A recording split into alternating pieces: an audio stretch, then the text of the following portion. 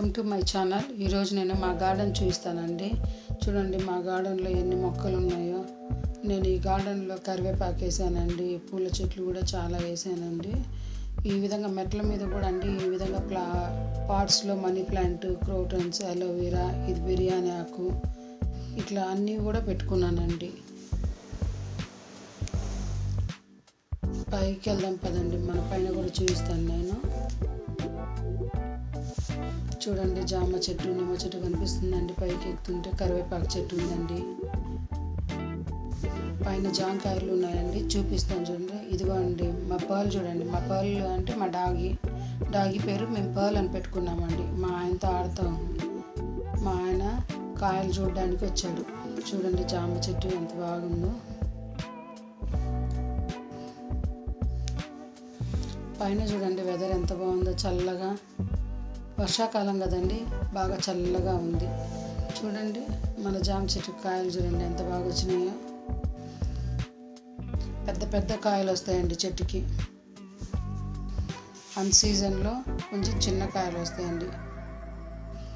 ఎటు లేదన్నా కానీ రోజుకు 10-15 కాయలు అయితే వస్తాయండి చెట్టుకి.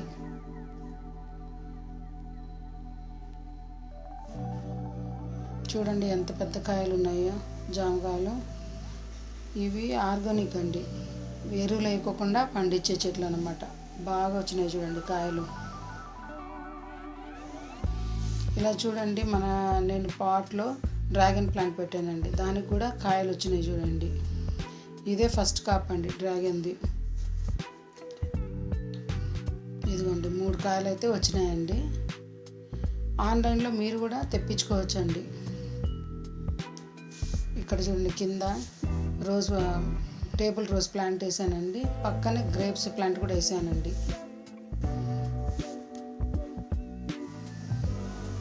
చూడండి మా పర్ల్ చూడండి ఎంత బాగా ఆడుకుంటుందో.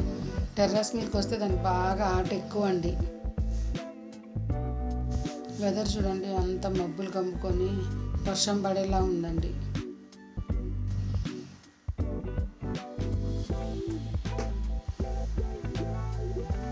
పర్ల్కి పైకి వస్తే చాలా హ్యాపీగా ఆడుతూ ఉంటుందండి.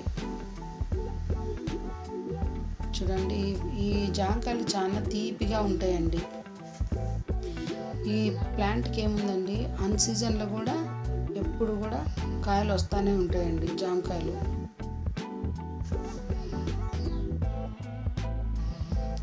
వర్షం పడేలా ఉందండి, తొందరగా మనము కాయ కోసుకొని కిందకి వెళ్ళిపోదామండి.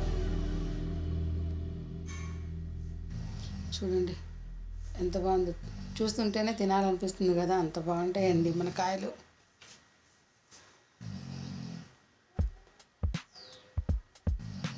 చూడండి డ్రాగన్ ఫ్రూట్ బాగా పింక్ కలర్ వచ్చేసింది కదా, అంటే ఇప్పుడు కోయడానికి సిద్ధంగా ఉందన్నమాట మన చెట్టు.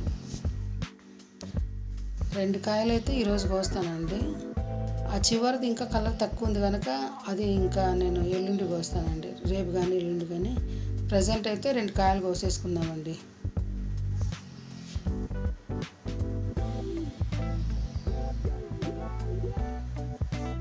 ఇదిగోండి కోస్తున్నాను చూడండి. ఇది కోసేదేం పెద్ద టెక్నిక్ కాదండి, కాకపోతే ఏంటంటే మనకు ముళ్ళు గుచ్చుకోకుండా జాగ్రత్తగా పట్టుకొని కోసుకోవాలి. ఈ విధంగా తిప్పుకుంటే చాలండి, కాయ వచ్చేస్తుంది చేతికి.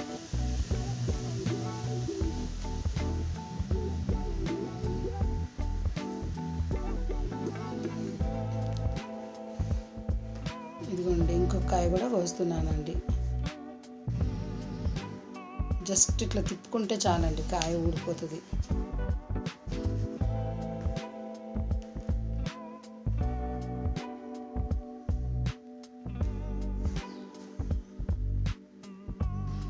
ఇదిగోండి చూడండి మన కాయలు.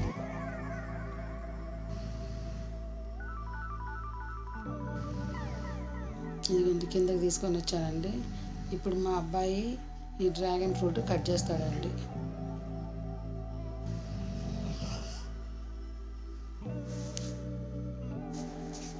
చూడండి కలర్ చూడండి ఎంత బాగుందో, సూపర్గా ఉంది కదండి. టేస్ట్ కూడా అంతే ఉంటుందండి, ఇంత బాగా పండిపోయినాయి అంటే.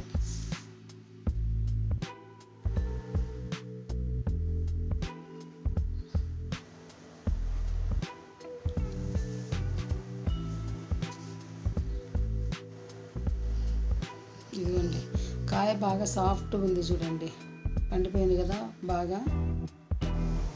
ఇదిగోండి ఇంకో కాయ కూడా కోసేస్తున్నాం.